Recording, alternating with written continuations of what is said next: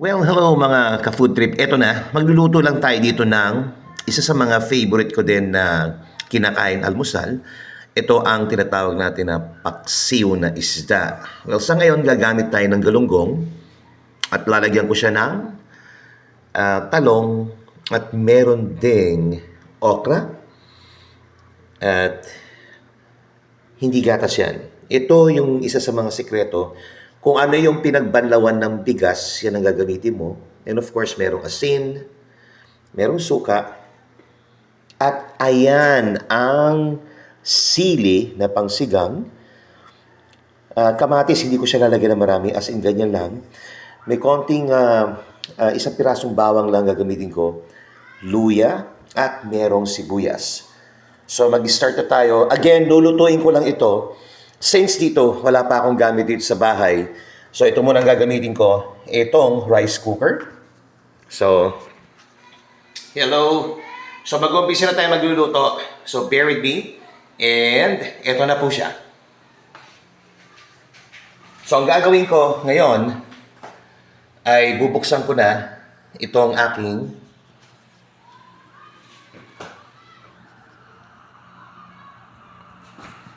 Bubuksan ko na itong aking lutuan. So, ito na. So, anong ihahalo ko dito sa umpisa? Lagyan na natin siya ng bawang. Lagyan na natin siya ng kamatis. Lagyan natin ng lahat na yan. Pagsabay-sabay na natin. Kasi wala namang mantika yan, mga ka-food trip. Tapos, ilalagay na natin ito. Ayan, lagyan na natin yan. Lagyan na natin siya kagad. And then, itong gulay, ipapailalim natin. Huwag niyo makakalimutan, ha? So, ipapailalim natin itong gulay. Lalagyan lang natin ng gulay para naman, meron namang gulay. Diba? So, ayan, ilang pieces lang. Lalagyan na natin yan. Yan. Ito. Ayan. Napakasimple. Masarap kasi ito sa almusal. So, ayan na siya. Then,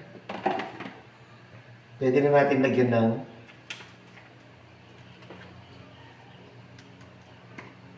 lalagyan na natin ng isda. Medyo anihin ko lang ng konti para mawala yung naman, mayroon pa dugo-dugo. Kahit na panilinis mo yan, kakaroon pa rin yan.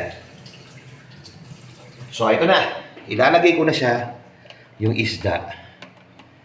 Ay, gustong-gusto ko to eh.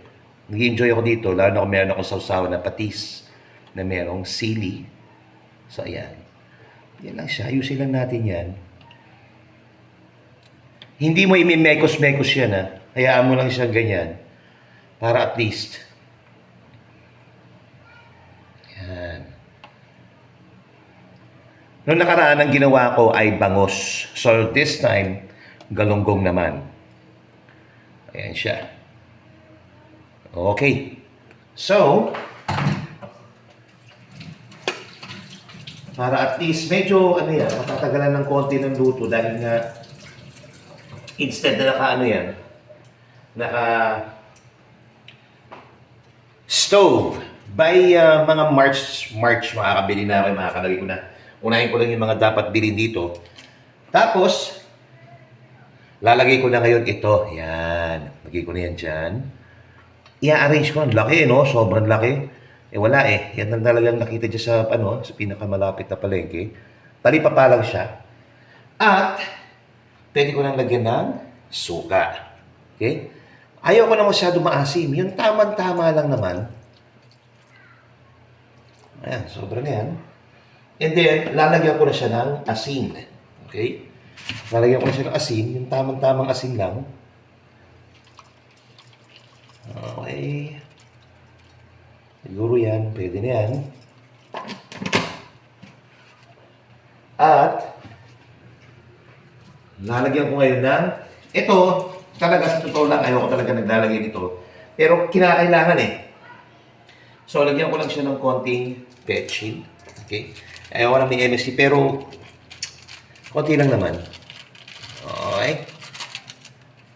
And then after that, since gusto ko talaga ng kamatis, so ang gagawin ko dyan, yung nakita nyo kanina, is hiniwa ko, di ba? Nakihiwa yung kamatis doon. Eh, this time, lalagay ko lang yan dyan. Gusto ko lang talaga merong kamatis na nandyan so that buo yung kamatis. Kasi kinakain ko rin yun eh. At, ayun na siya.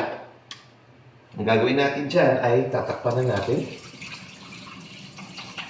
So, medyo inaayos ko lang ito mabuti para at least walang kalat.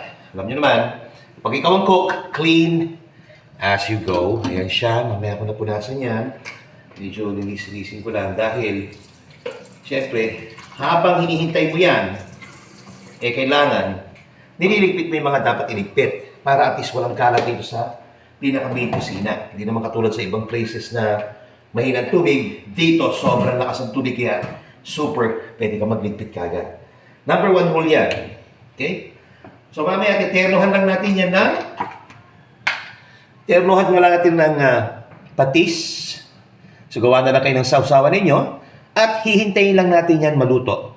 Siguro within 25 to 30 minutes, luto na yan. Huwag nyo i-overcook yung isda dahil hindi siya magiging ano.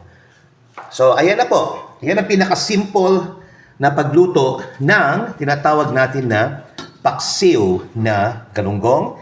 So, babalikan ko yan. So, mamaya po post ko ulit kapag meron ng finished product. Again, this is Daddy O. Kita-kita-kits tayo mamaya. Kakain tayo at kahit paano mag-enjoy tayo. Good morning sa inyo lahat and God bless.